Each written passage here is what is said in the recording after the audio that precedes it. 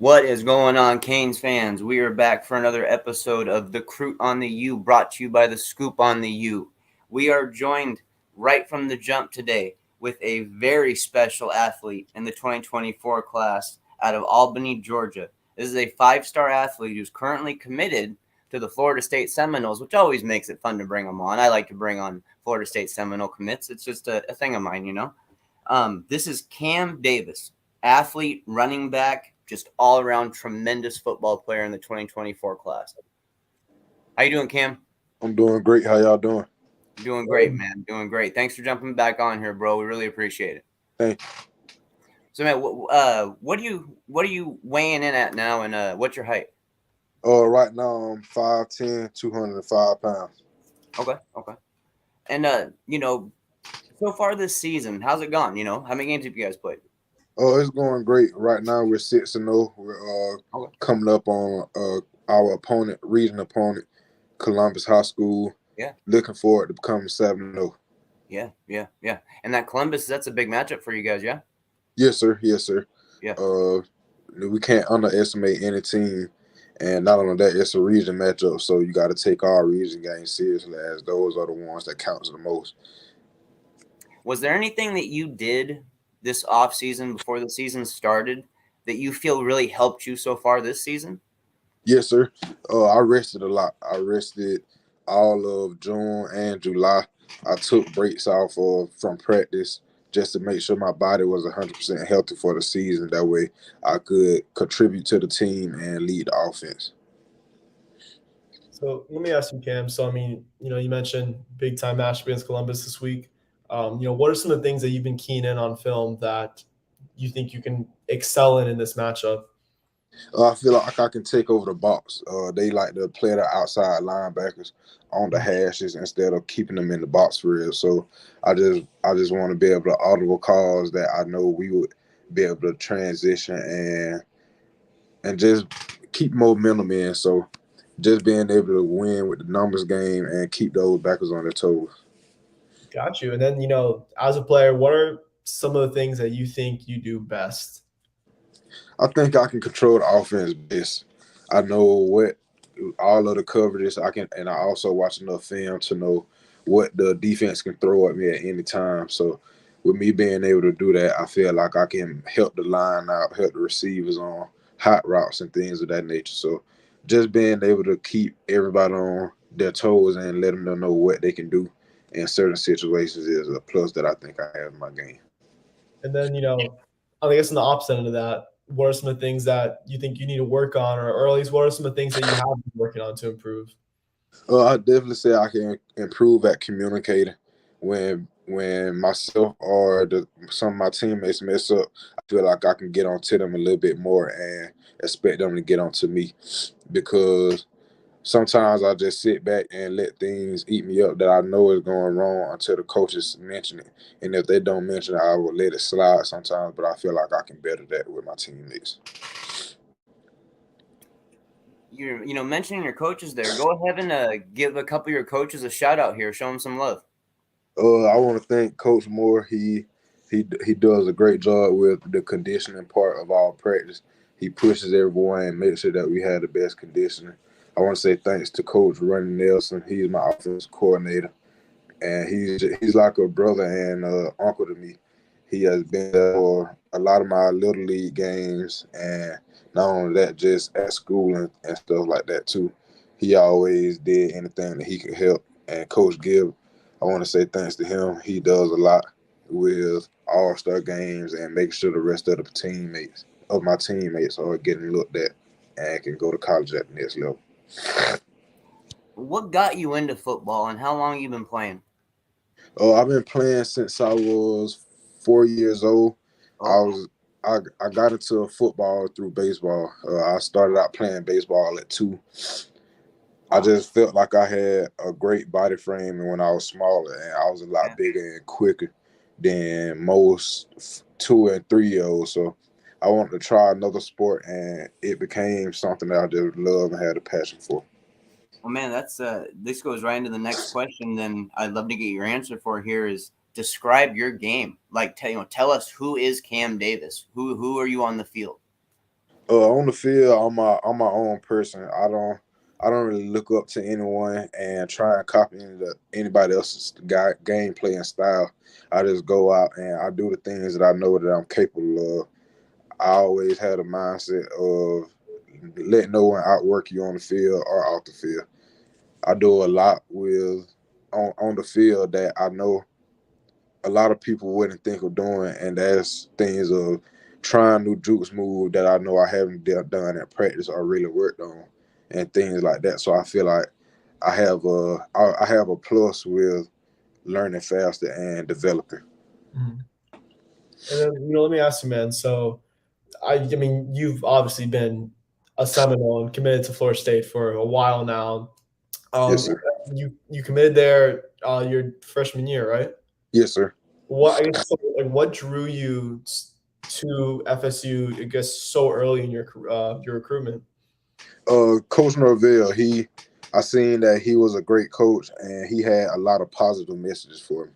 The coaching staff, Coach Yak, Coach Woodson, those guys, they push recruits and they talk to us like we're young men, grown young men, Mhm. and not just athletes. They talk to us about family. They talk to us about relationships, football, everything that you can think of. They always have a positive message for and advice. So just being able to hang around the coaches and get to know them at a level without football was very impressive and eye catching to me. So it drew me the to the it gave me an opportunity to better my understanding of what the recruiting process should be like. Gotcha. No, it's awesome. And then, just because I guess just to familiarize some Hurricanes fans, I guess with Coach Norvell just a little bit more, how is he like as a recruiter? And what are your opinions on him in that sense and as a coach? He's a great coach. He does a lot for the recruits on the visits and stuff like that. He brings the energy. Coach Norvell, he has a lot of attributes and accolades that he could just show and tell you about. So he's a very great overall person. He is heartwarming and he's gonna make sure that he tells you what you're doing wrong and what you can build off of. Cam, by the end of this season, what would you like to most improve on in your game? We talked about speed. Is that the ultimate goal, is to get speed, or is it to get some other stuff refined as well? I would say communicating, like I said earlier. Communicating, That's yeah. the biggest thing that I feel like I can work on right now because without me communicating that could be the big factor that keeps us away from a state championship. Without me pointing out the mistakes that I see as a quarterback could keep translating into other games and that could possibly cause us being defeated or not winning the ring. Did you have any, you mentioned, you don't like to compare yourself to other players or anything like that, but, and not what I'm saying is comparing, but do you have any other players that you kind of look at their game and you take some pieces from it, just guys in NCAA, NFL, just guys with high upside that match your playing style? Yes, sir. I can say Davin Cook. Yeah. I love the way he's well rounded. He have a great personality outside of football. The food drives that he's done, going back to his local town, having tournaments and like 7-on-7 things like that. It's all it's stuff that I can look at and take from because he's always involved in something positive. So being able to see him do the great things on the field and come back to his hometown and the community to give back is very great to me. Yeah, and I mean, you mentioned how we really appreciate what Dalvin Cook does off the field. I guess how important is it for you to really grow into the role eventually of a community leader? So I guess set an example for so many younger players and kids. That's the biggest thing to me. Being able to create things for the next culture and generation. I love to go out to the youth football games, just stand around, let the kids come, take pictures, or let the parents talk to me about what they can do for their child to make sure they're the best that they can be. It's all a great feeling. I feel like I'm one of the most blessed people in the world right now because a lot of the youth youth players, they see me and they just look shook. So being able to talk to them and do whatever I can to make sure that they feel like they can be the best like me means a lot. It's awesome, man. And then, I guess, we've asked you as far as like what do you want to improve on, all that type of stuff. What are you trying to prove about, yourself as a player for these, I guess, for not only your junior season, but also looking ahead for the rest of your high school career? I just want to prove that no one can outwork me and be better than me. Every time I go on the field, I feel like I have to win every matchup that I face, no matter if it's a one-on-one open field matchup, whether it's someone meeting me in the hole. I feel like I should at least gain ground and feel like I won that matchup. So that's really the biggest thing that I feel like I want in my high school career, and not only that, but winning Gatorade Player of the Year.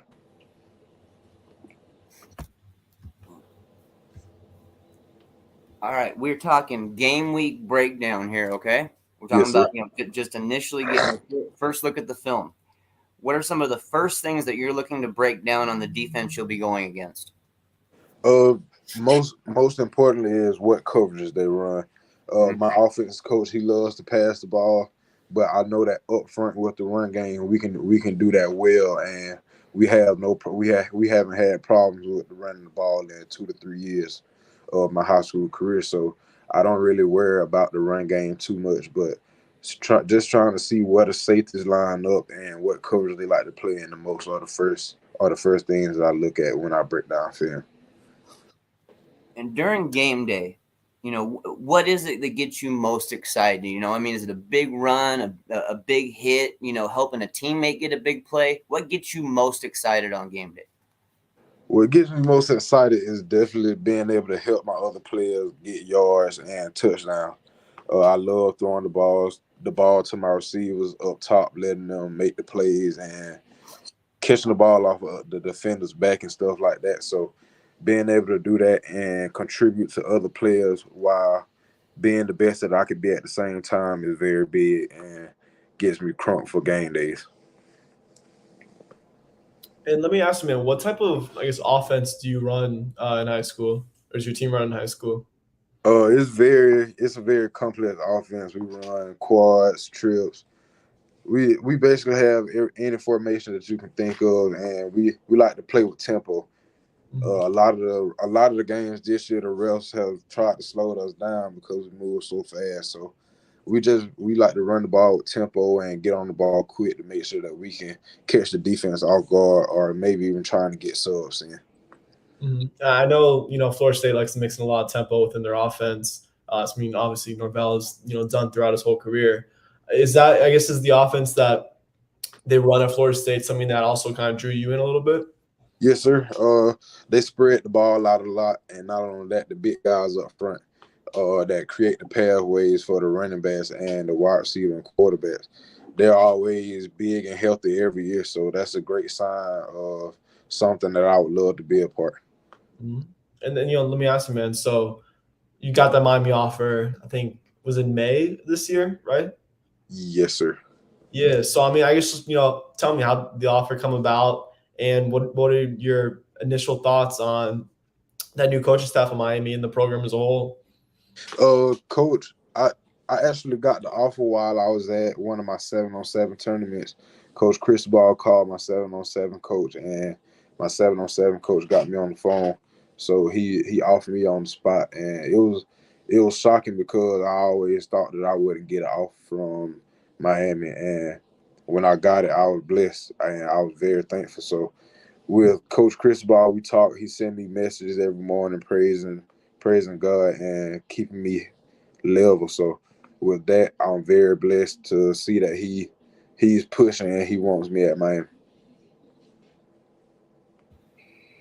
Cam, what do you feel are the best traits that an elite running back can offer? It's not just physically, but mentally, physically, all of it. What are the best traits that the elite running backs really, really offer? I could definitely say being able to know the game, being able to step up and help the line on the pass blocking. And not only that, just having the knowledge to help the quarterback, picking up blitzes and letting him know what's open and having the IQ of the game. That's the biggest thing that a running back can have. Being able to go in the film room and tell the coach stuff that he probably wouldn't know and haven't picked up on before he even mentioned it to the guys. Well, man, this is my last question I got for you. It's a question I asked you last time, and it's a question I'll ask every recruit every single time they come on the show because things change. Guys grow up. Answers change. I've noticed. I've watched that as guys mature. Answers definitely change. Yes, So, sir.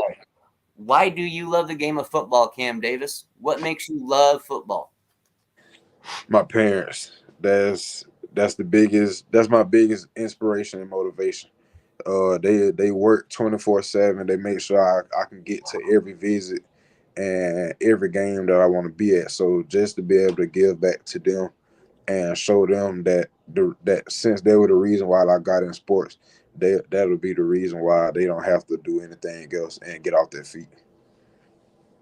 Gotcha, man. Then I just have two more questions. You mentioned how Mario Cristobal and Miami are still, going after you despite you being committed to Florida State, right? So, Yes, sir. is there anything that you would like to see from Miami on the field or recruiting wise that would make you really consider the school throughout your recruitment? The biggest thing right now is just getting up on campus and seeing the atmosphere and the environment. That's one of the biggest things that I want to get to do for Miami. Other than that, I have seen and looked at everything else that I would like and that I consider in making my decisions. Got you. So so you want us to check out the campus or just check out Miami at some point? You think? Yes, sir. Yes, sir. I just really want to see how the fan base and the fans interact on campus and off campus at the games and stuff like that. Got you. And then last question, a lot less of a serious question. So game day playlist. What's it like? Who are you listening to?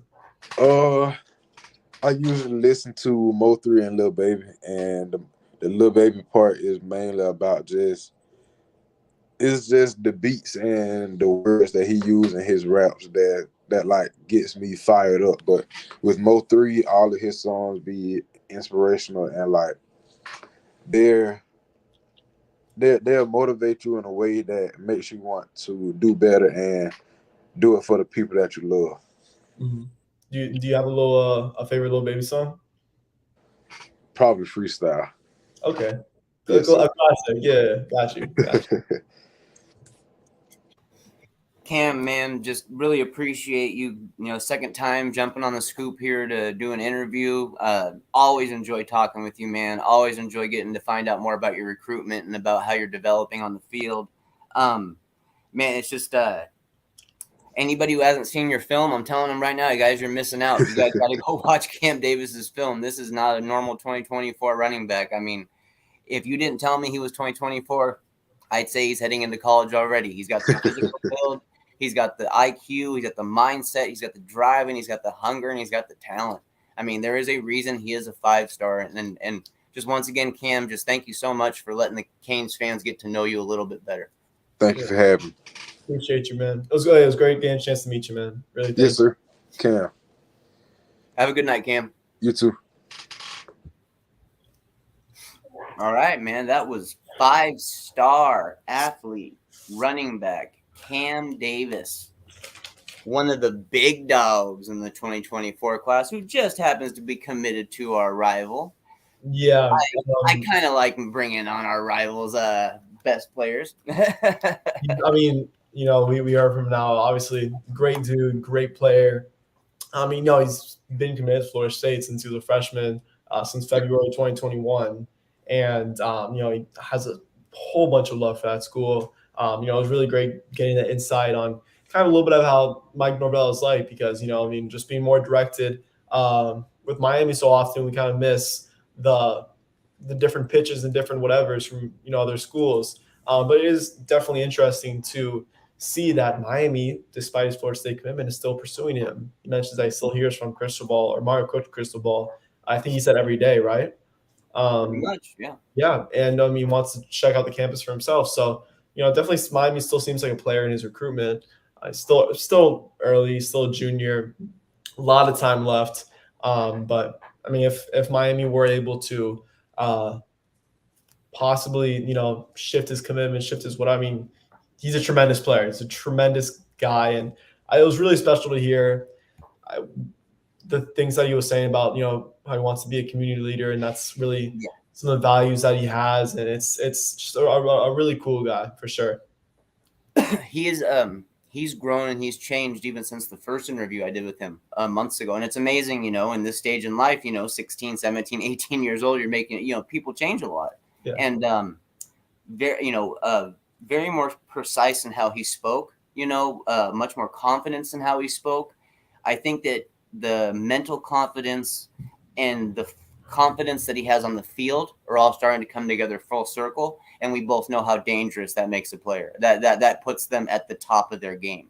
And I think Cam Davis is reaching that point, and if he does that by the time his senior year rolls around, I feel bad for any linebackers that try to square up with him. I'll tell you that, dude. Oh yeah. I mean, he's a big dude. He's a big dude. Not someone who you want to meet one-on-one in the gap. No, not even as a junior right now, dude. He's built, bro. He's built. That kid he's built. He's got that type of body where it's almost like you can look at him, even if he didn't lift weights, you could tell that he has that frame already. So that the natural frame. So the fact that he's lifting weights on top of it just bursts out, dude. It's very noticeable. Very noticeable. I was very happy that we had a chance to have him on here, man. But we got some big games to talk about this week, don't we, Luke? We do. We have. There's a big one. There's a big one local. There's a big one. There is a big one. Probably the biggest rivalry in all of South Florida. Of course, Miami Central versus Miami Northwestern. Boom. At Travis Powell. Central holds the 13-12 series lead against Northwestern. What more can you say about just the matchup itself? It brings everyone together. I mean, there's going to be 8,000 plus 10,000-ish people. I mean, it's going to be packed. It's going to be packed. Bands are going to be playing. It's going to be awesome. I'm headed there. I Nice. cannot. Nice. I've never been at Travis before. I'm so excited. You gotta tell me about it when you get back. For sure. Yeah, for sure. I'll definitely tell you, and I'll report back to Croot in the U with some of my observations. But no, I'm super excited for that. It's gonna be a fantastic game. Both teams are obviously very, very talented. Central 5-0, number 4 team in the country. What more can you say about them? Northwestern. Yeah. Don't let their 3-2 record deceive you. They are one of the best tough games. They play very tough, and they are one of the best teams in the country. Put it that way. And these games are always close. These Northwestern games are always close. Both these teams have a surplus of Power 5 guys. They match up well. They match up well. Guys who will be impactful, not only at the college level. Definitely some players who will likely, play professionally as well. I mean, that's just how talented both these rosters are. Mike, I got a question for you about this game. Luke, is there anything that Northwestern can do to contain Ruben Bain Jr.? I mean, besides building the Great Wall of China? Yeah, you double, hope for the best. Ruben is just such a talented pass rusher in general. I think Ruben's at his best on the interior rather than on the. I mean, not saying he's not great on the edge as well, but you just double hope for the best. Get the ball out quick. Hope he doesn't destroy you. Hope he doesn't destroy you. That's pretty much it. There's just so much talent on that Central defense. It's nuts. We've spoken to, of course, Ezekiel Marshall and just a linebacker. Amazing young linebacker. He's going to be one of the best in this class. And teamed up right next with Stanquan Clark. Stanquan Clark, who Miami really, really likes, and who's someone I think Miami will make a very hard push for. Especially if Miami can turn their season around, given the very volatile situation right now in Louisville. I think that Miami definitely could, or they are a player in Clark's recruitment. I they could become an even bigger player if things at Louisville continues to dismantle. Just as I think a lot of Louisville's recruiting class could be for the taking in a way, in the case that things really bog down there. But we'll see. I'm not going to speculate. I'm just throwing that out there. But yes, Naquan Clark, obviously a very good player. Amari Wallace recently got an offer from Miami.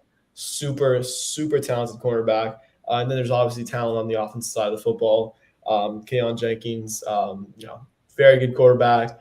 Getting a lot of love right now from FIU, hometown team, which is very good to see. Lamar Seymour. Lamar Seymour, former Miami commit, very good receiver. He's committed to Pitt right now. And yeah, there's just like I said, surplus of talent. Katarius Hicks, I almost forgot about him. I believe I'm pronouncing his name. Not, I apologize. Commit to Louisville. He's another game-changing type player. Yeah, there's just, we haven't even gone into Northwestern yet. So much talent on Central. Number 4 team in the country. A lot of people would argue that's the best team in the country, and I completely understand the argument, and I kind of agree because they have shown it. They have beat some very, very good teams this season. And yeah, Dillard they beat Booker T. They kicked Dillard's ass. They did. They really did. And Dillard they are not a slouch. Dillard is no. Dillard is probably the third best team in Broward behind, I guess, Heritage and St. Thomas. They're part of the second biggest game in state this week, in my opinion. Yeah, no, they absolutely are. Yeah, that's definitely. I don't mean to hop off Central Northwestern, but because I feel like Central Northwestern kind of just it speaks for itself, kind of. It speaks for itself, and it kind of just like that's the matchup that everyone's looking forward to. But there are a lot of matchups around South Florida this week that need to be seen. Yes, that deserve a lot of talk in their own right. But yeah, that's pretty much all I have on Central. And in case you want to pitch in anything. What I do want to pitch into the subject is do you believe that Western's quarterback Taron Dickens, is it Taron or Taron?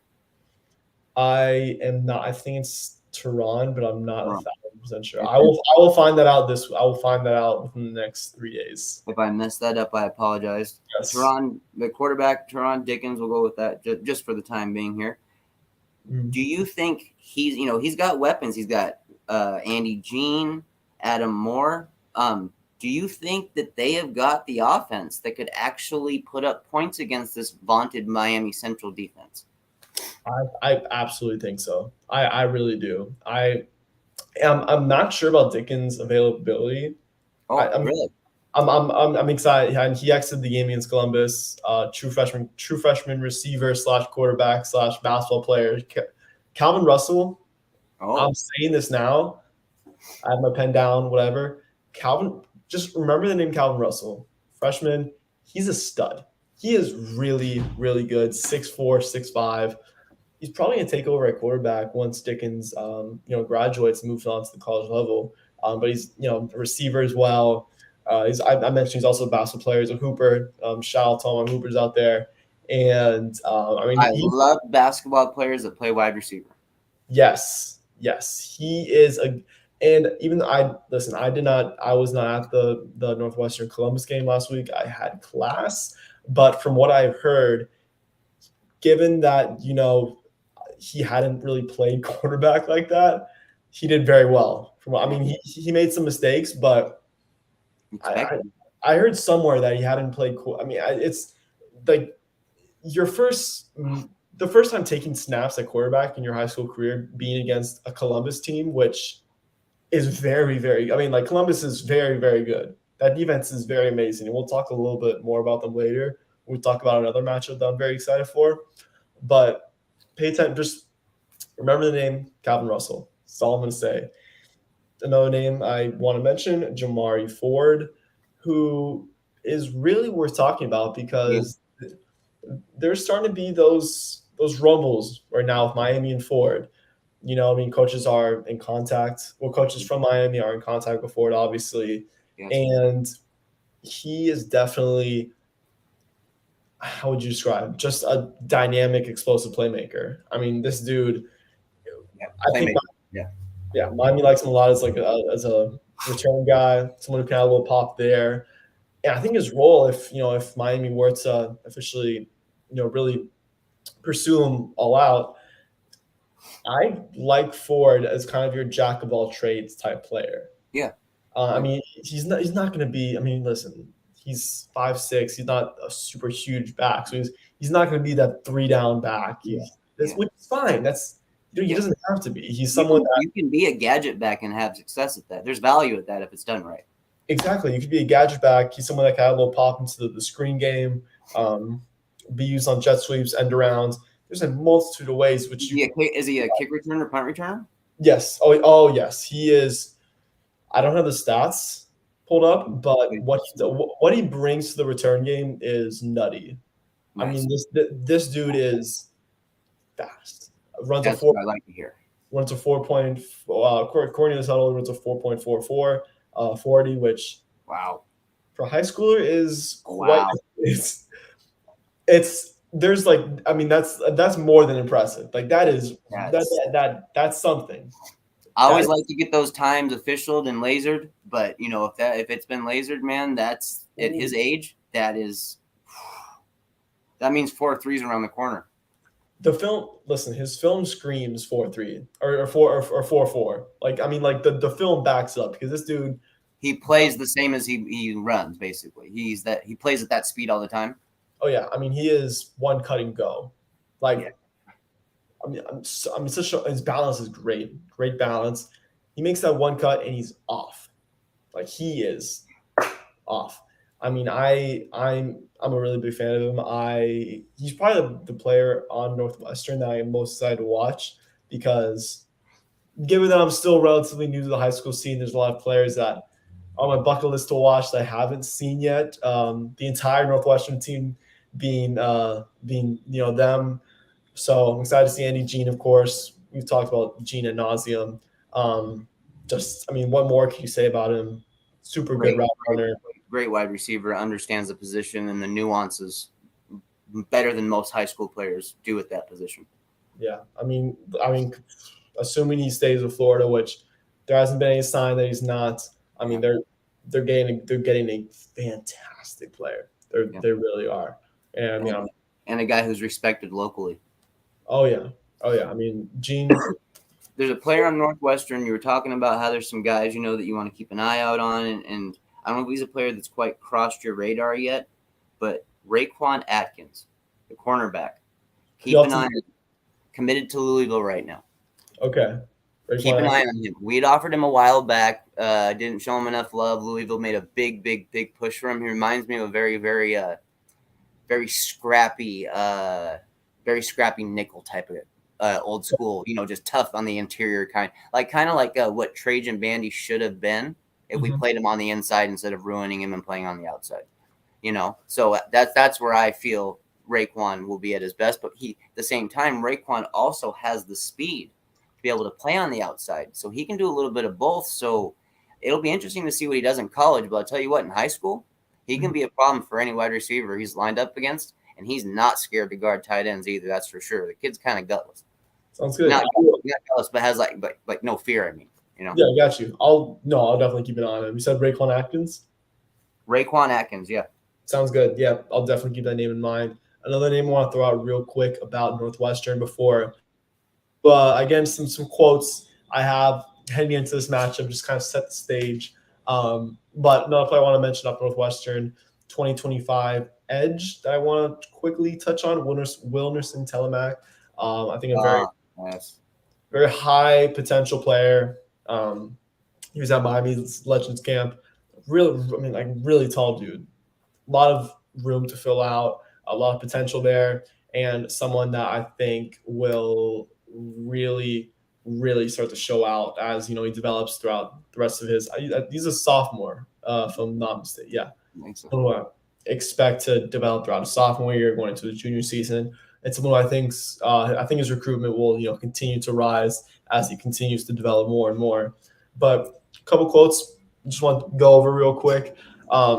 Dolphins reporters asked Teddy Bridgewater about this matchup. Teddy, obviously, just a GOAT, in the South Florida area. I mean, just Northwestern quarterback.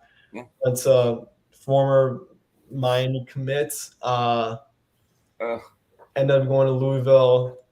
It's kind of funny. I'm like one of my earlier college football memories. One of through my early years as a college football fan was watching Teddy Bridgewater tear up that Miami defense in the Russell Athletic Bowl in 2013. That was brutal. Oh yeah, 10-year-old me was not too happy. No.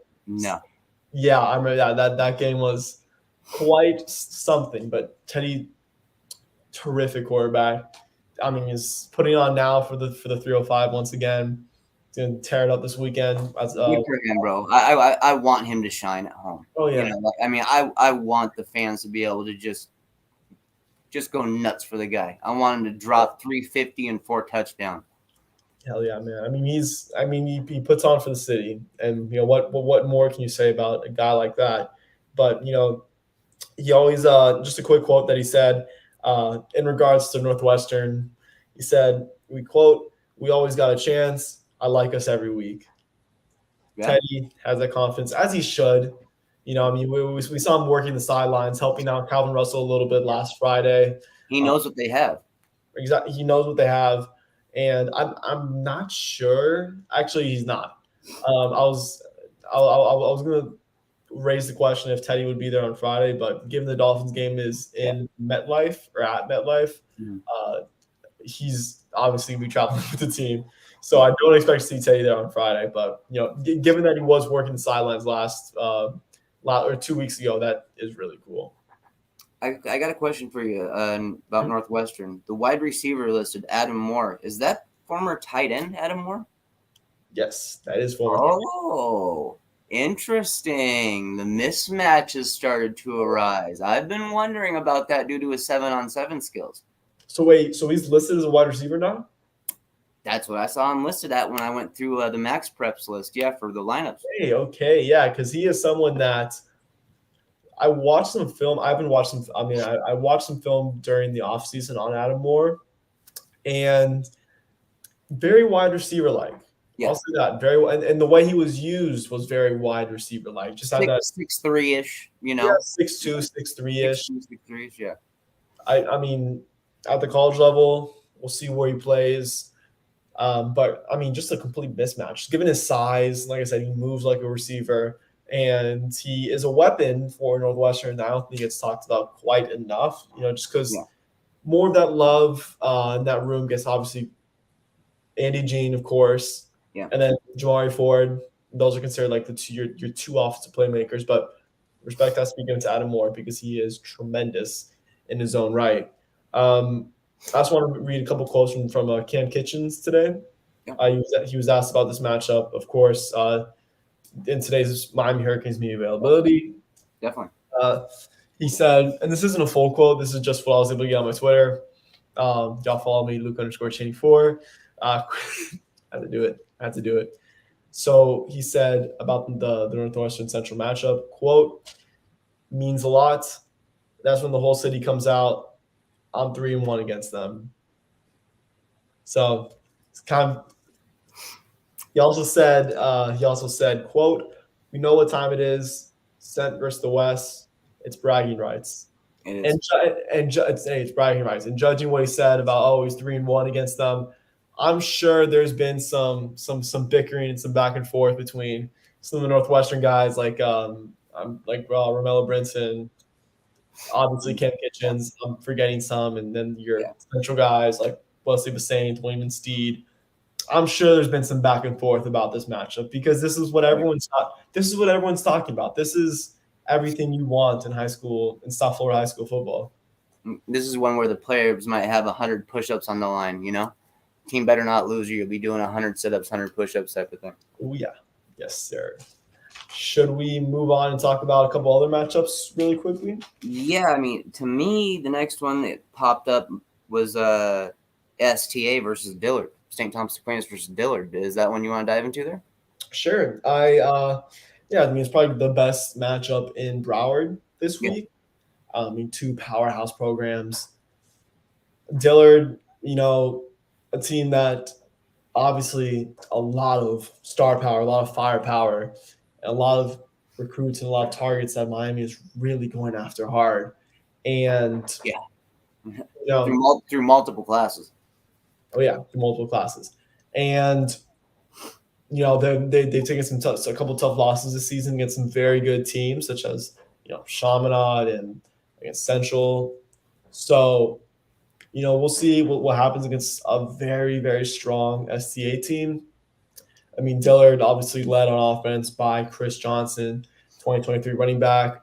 We've talked endlessly about him, and I will continue to talk endlessly about him because I think if he were to come to Miami, that he could develop into a potential star.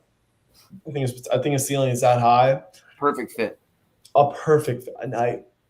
A picture perfect fit.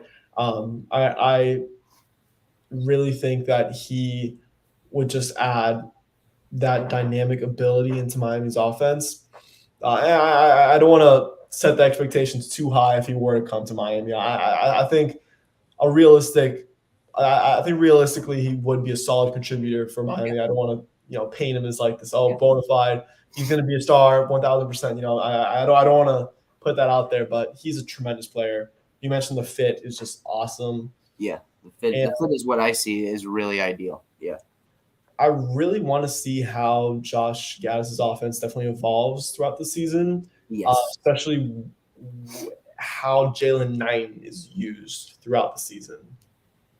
What do you think about TBD getting the start? My prediction actually, I predicted that Jake Garcia would get the start, but I personal preference, I wanted Tyler to get the start because the thing about that, right, is that if you go with Jake Garcia, you can't turn back. If you go with Jake Garcia, you have to live with the eventual bumps and bruises that happens when you start a first-time quarterback. Because we can't go to Jacurri yet because it's just not there.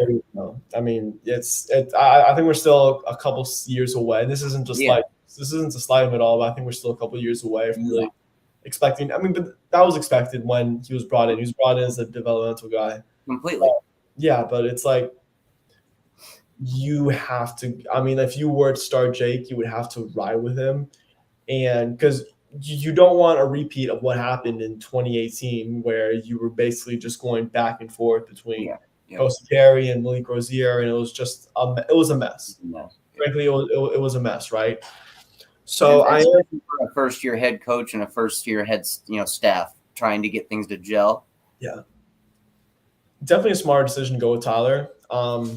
It makes sense. It makes sense. I expected his leash to definitely be somewhat short. I mean, we've already seen that they're willing to pull him. That question has already been answered. So we'll see. I mean, listen, we saw what Tyler did last season. We know it's there from him. Was he a little overhyped coming into the season? A little bit, in retrospect. Yeah, he was. There are some things that he doesn't do well. Yeah. He's not great against zone coverage. He's not good at dissecting defenses. We found out that Lashley did a good job playing to his strengths. Absolutely. I mean, Lashley did not overcomplicate things for Van Dyke that much. Van Dyke is a rhythm quarterback. He is someone that does rely on his first option a little bit. He's someone that doesn't – he has a little trouble looking off safety sometimes. His mechanics are a little inconsistent, which is fine. It's okay if you get locked onto the right guy at the right route at the right time, But in 9 times out of 10, who was that? That was Xavier Restrepo. Now – forced to adapt. Right, forced to adapt in a major way, and Jacoby George out. Yeah, Jacoby George is out for the next at least 2 to 3 weeks. So, man, we'll see what the fruit, I guess you could say, of the bye week, and the additional comfort with Van Dyke and some of the other receivers. Really want to see if the offense that we see throughout the rest of the season, assuming Van Dyke is starter for the rest of the season, if it's more geared towards his strengths, because Van Dyke is someone that excels in a Lashley-like offense. Lashley last season ran a power spread in a way, which is which is the offense that Mario Cristobal says that Miami is running. Which in a way, I kind of I slightly disagree with. Lashley's scheme last year, a spread, but up tempo. You had those air raid concepts, which played to Van Dijk's strengths. This year, we're seeing Van Dijk using a lot more. How do you say it? Pro style concepts? A lot more condensed stuff. It's caused hesitancy. It's caused him to double think his moves. And as a quarterback, everything has to, and especially him, like you mentioned, in rhythm. He is an in rhythm quarterback. So when that gets thrown off early, like, dude, when he threw the 2 picks in 2 passes, that's when you take him out the game. I mean, I'm sorry. Like if I'm coach, I'm taking him out the game. 2 passes after how he's played. I'm sorry. I'm not going to do that against a team that should not be even in the same stadium as us hardly. You know, that's how I don't like the idea of just allowing mistakes over and over to happen, of certain mistakes, of just more. And it's not like it's just negligence or that he just wasn't paying attention. We know he hustles his ass off. We know he pays attention. It's just, it's not clicking in Gaddis's offense. Yeah. And we can't get behind like that, dude. We got to stay ahead. And if they're going to make that move to Garcia, they got to do it earlier. They just got to do it earlier, in my opinion, man. I mean, you know, if it's going to be an in-game move, you know, give him a chance to actually truly win the game for us. That would be my point. That's fair. I mean, well, listen, North Carolina's defense, I'm not going to sugarcoat it. It's pretty bad. North Carolina, I mean, they're 4-1. This is a very tough team because of what they do on the offensive side of football, and given that they have the best quarterback in the ACC, one of the best quarterbacks in the country, in Drake May. I mean, Drake May is watch. I mean, like for everyone watching, right? Watch Drake May play. Watch a condensed game against. No, it can be any. I mean, he's balled out in every game this season. Yep. He is legit. He is terrific. Like some of the throws that this dude makes, like off platform. Yeah, that's crazy. He threw this 135-yard dime while jumping to. He has those like weird tendencies, like Patrick Mahomes kind of. In a way, yeah. And he moves so well. I mean, he's there's not really that much wrong with his game, which is scary, right? Yeah. But going back to what I was saying about their defense is bad. They gave up 61 to App State. They gave up 45 to Notre Dame. Did a much better job against Virginia Tech, only allowed 10, but Virginia Tech's offense, pretty bad. Yeah. So, you know, if there was an opportunity for Miami to really get going offensively, it would be this game because they're playing against a team that gives up a lot of yards and gives up a lot of points. There's a player on Dillard, and he's young, but he's a player that I definitely want to talk about and be talking about him for the next couple of years, and that's Armando Blount. I am extremely high on him as that defensive line, dude. I mean, at his age, he's got the makeup and character that you already want to see, basically. I mean, he's kind of a freak for his age at the defensive line. Mm-hmm. He's just going to get better and better and better, dude. I can't wait to see him play. And I'm also always curious to see Antoine Jackson play, who is a Miami commit. Always curious to see how he plays because, dude, I love him at DB, man. I love watching him at DB. And, I mean, we've obviously heard those rumblings with Antoine Jackson about him possibly – and shout out to Keynes County and shout out to Frank Tucker, first in the report, about him possibly reclassifying to the 2023 class. Mm-hmm. You know, so we'll see about that. If that were to happen, that'll obviously be huge because – massive. As we've seen through this season, cornerback is a position of need for Miami. So if you can stack up at that position in this recruiting class, do so. But I mean, Antoine Jackson, just a terrific player. You mentioned Blount, terrific D lineman. He's going to be a top 10 player in his class, possibly the best D lineman in his class. They have so many other great players, especially in that front seven. Fellow D lineman Anthony Smith, he's very good. Very good. Linebacker Terrell Green, he is someone that is getting a lot of love from Michigan. Spent a lot of time with Coach Salovey at the cookout in late July. I don't believe he's gotten a Miami offer yet, but I expect Not it. yet. I think it's gonna happen sooner. It's gonna happen sooner or later. He's only a sophomore, I believe. Yeah, I think they're gonna get to that one. I think so too. When they spend that kind of time with them on camps, it shows us something, you know. Yeah. He's probably gonna get one eventually. But I mean, that Dillard D line can hang with anyone in the country. It's really that good. It's really that talented. It's super young as well, as we stated. So I definitely think they'll give St. Thomas a great game, no doubt. I mean, obviously St. Thomas, very good, very talented team. Always.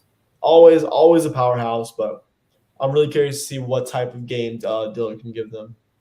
And the one thing about STA, no matter what, if talent might be young in certain years, or no matter what, that they're going to be coached properly by Coach Harriet and his staff. You always be coached properly by those guys. And it always helps having an AD like Twan Russell who's tied into football. So, I mean, hey, just keeps feeding the program, Exactly. Was there any other in-state games you wanted to touch in on here? Yeah, so I'll go by relatively quickly. Just guys, see we're already at 51. So, Columbus Homestead, 2 undefeated teams. Yes. That's a good match. I wasn't expecting that. That's a really good matchup. Homestead has been killing it this year, and Columbus has obviously been killing it their own right. I mean, they've beaten some very good teams. They beat Northwestern 2 weeks ago. They beat Tampa Jesuit, I think 3 or 4 weeks ago. I was not expecting this matchup to be an undefeated matchup. Me neither. Columbus is a very good team. Homestead's a very good team. Homestead obviously led by Louisville commit Isaac Brown, who is one of the best running backs in Florida, South Florida. Someone say possibly the best. I mean, he last year pretty amazing. Has some stats lined up: 962 rushing yards, 761 receiving yards, 113 touchdowns. Not 113, 13 touchdowns. That would be crazy. Multiple return scores. He's an all-around, just really, really good player. Someone who can get involved in obviously as a running back, obviously in the rushing game, but like a McCaffrey type, involved in the passing game and running game. As a pass guy, I mean, he's a pass catcher, return guy, just an all-around special athlete, and someone that Columbus's front seven, which is very talented, which of course we'll get into, someone that will definitely have to more than account for. Isaac Brown is such a sensational player, and assuming that he sticks with Louisville, they have themselves a very, very good athlete. And then just touch on Columbus real quick. Obviously led by junior edge / linebacker TJ Capers. Yes. Listed now as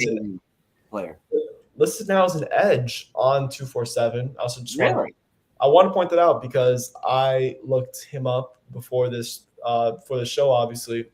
I didn't know that. He's listed as an edge. He is someone that I think projects as like a 4-3 outside linebacker. Someone who can drop back in coverage as well. I wonder where – Makes sense.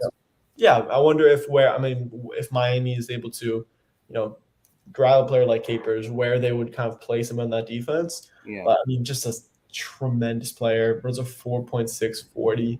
His versatility alone just makes him a huge draw, dude. Huge. Oh, my God, yeah. I mean, and he's getting recruited by pretty much everyone. He's the best, yeah. One of the best junior defenders in the country. And I mean, I've said this before, and I will continue to say this. He is the biggest must get in the class of 2024 for Miami. Given the Columbus crystal ball connection, you have to get a player like Capers, especially at a position of need. Whether he's an edge or as a linebacker, especially if he plays linebacker at that college level, just frankly a player I think. I'm not going to give a prediction just because it's way too early and I don't know enough about his recruitment or his situation to really give an honest prediction. So I'm not. But I know for sure that Miami is going to or has been and will continue to recruit him quite heavily. Real quick, just touch on a couple other guys. Dylan Stevenson, top 10 edge in class 2024, gets a little overshadowed rather by TJ Capers, but Stevenson is a very, very good player. Offer from Miami, FSU, Georgia, talented guy. I'll touch on offensive side of the football. You also have Alberto Mendoza, been doing a tremendous job at quarterback right now for the Explorers. Quick shout out to him. And then, of course, the running back, I feel like his name doesn't get talked about enough. Cedric Irving, Stanford commit. Just a really, really good player. Now, here's my thing with Cedric Irving, dude, and I've kept a close eye on him. And we watched his fall in the rankings. He fell pretty far after a while. And one thing that worried about me is while I can see that he is a very smart, methodical runner with very, very good patience, his top end speed worried me a little bit. It really did. And it just kind of made me wonder if that's what limited our interactions with him, if he wanted more of a home run hitter, the Chris Johnson type. Yeah, exactly. I mean, I think he definitely has a little bit more of a ceiling, I guess, than someone like Chris Johnson. Yeah. But at the same time, I mean, I think he has a very high floor. I mean, you mentioned very smart football player, very smart football player, great vision, great pass catcher. His receiving skills really shine. Good, solid blocker too. Solid blocker. Yeah. And while I'm not sure if he will be that, that every down featured back at the college level, that's fine because I feel like football is straying more and more away from those workhorse backs. It's just look in the NFL, right? The teams that, or a majority of the teams that have won the Super Bowl for the past however many years, you see a lot of running back by committee. They're spreading the ball around. See running back by committees. You're seeing teams utilize 2-3 running backs who all bring something a little different. Yeah. And do I think Cedric Irving, could he bring something very valuable or bring multiple things that are very valuable to a Power 5 running back room like the one at Stanford? Absolutely. I think that's a good fit, honestly. I really, really think that's a really good fit. I see him being a great third down back at the college level. I really do. And is he going to be a featured back, like I said? Maybe not, but that's okay. I mean, David Shaw knows how to get running backs production like him. He knows how to get production out of those kind of players. There's no doubt about it. He likes guys that, it's one thing to dance behind the line and appear to be methodical and all that stuff. And it's a whole other thing to just keep dancing and just keep going sideways instead of going forwards. Yeah. The one thing I like about Cedric is while he's patient, he takes his time, he often falls forwards. And that's what you want in a running back when he gets hit. You want to see them falling forward every single time because at least they're heading in the right direction. And that's something I noticed from him even on 2 or 3 yard pickups. And it's important when you're a power back. You need to fall forward. Exactly. And then just do you want me to just touch on a couple games real quick, just kind of end off right here. Heritage versus Western, aka the James Williams Bowl. That's gonna be a fun matchup, of course. Both teams very good. Probably, I would say Heritage definitely has the upper hand. A little more talent there, but Western very good. They're no slouch. Santana Fleming, of course. Western has some dudes, but Heritage gave Chaminade all they could handle. Like really, that was just a fantastic game. I think Chaminade is the best team in Broward for sure, but Heritage is not far behind at all. What more can you say? How's Santana looking this year so far? Honestly, I really haven't watched much from him, so I'm not going to give you an answer there. But fair enough. We all know the type of player that he is, and if I make it out to one of those games this season, I will definitely get back to you, and I will get back to all of you on him. And just going back to Heritage real quick, what more can you say about them? Run game, Mark Fletcher, Byron Lewis, Caleb Murphy does a great job at quarterback. Such a dynamic player, can really make anything happen outside the pocket. Brandon Ennis, we know what he does as a receiver. He's been doing some amazing things at DB in the past couple of weeks. I'm sure a lot of you guys have seen the clips. Talk about an athlete, bro. Just an athlete. Just a football player, man. It's just like you can't peg him as just a receiver because if he understands the whole game. He does. That's listen, that's what separates your 5-star prospects because He's a rare breed, man. He's a rare yes, player. yes. And then real quick, Norland Booker T give me a good Yeah. good matchup as well. Good Norland, low-key matchup, yeah. yeah, Norland obviously led linebacker 2024, Jeremiah Marcelin. Mhm. Someone who I've had the opportunity to speak to. Really cool dude. I got to interview him myself too, dude. Really, really down to earth, nice really, guy. really down to earth, nice And guy. the Canes staff, and one thing, Canes fans, our staff loves this player. They love Marcelin. They love him. They really do. Florida State also loves him a lot. Yes. Yeah, and he has a lot of love for both schools. So I want to reach out to him and Jeremiah just kind of get more information on this situation. But I mean, he thinks highly of both schools. Really great dude, like I said. And then Booker T, we talked about them endlessly. Miami officially inked in the offers to Ben Hanks and Antoine Branch, the duo of sophomore cornerbacks at Booker T. Both players who I think are very, very good. I think will be Power Five impact players. In the future. So watch those guys. Watch out for those guys. And then last matchup, I want to talk about a matchup of the two most dynamic offensive weapons in Miami's 2023 recruiting class, and Edison versus Miami Palmetto. That's gonna be a lot of fun. Oh, Yeah, no, I have not seen Ray Joseph play yet, and really? I have not. No, I have not. Oh, And you're gonna love it, dude. Dude, oh yeah, yards after the catch machine. oh yeah. I mean, of course, I've seen the film and all that stuff. I really want to experience it in person. Really get the whole Ray experience live. And But bringing that one back to the Croot on the U too. oh yeah, oh yeah. And, someone who I want to speak to as well because I've heard he's just a really down to earth, chill dude. Have But you interviewed him yet? I have not. I have not talked to Ray. I've interviewed him twice. That was during the Diaz era though, and I haven't had a chance to talk to him during the Mario era. He followed me right when we hired Mario. Okay. So hopefully I can reach back out to him and get something cooking again. If not, maybe you can. But one of us probably hopefully can get him on the show. Yeah, no, I mean, he seems like a really, really good dude for sure.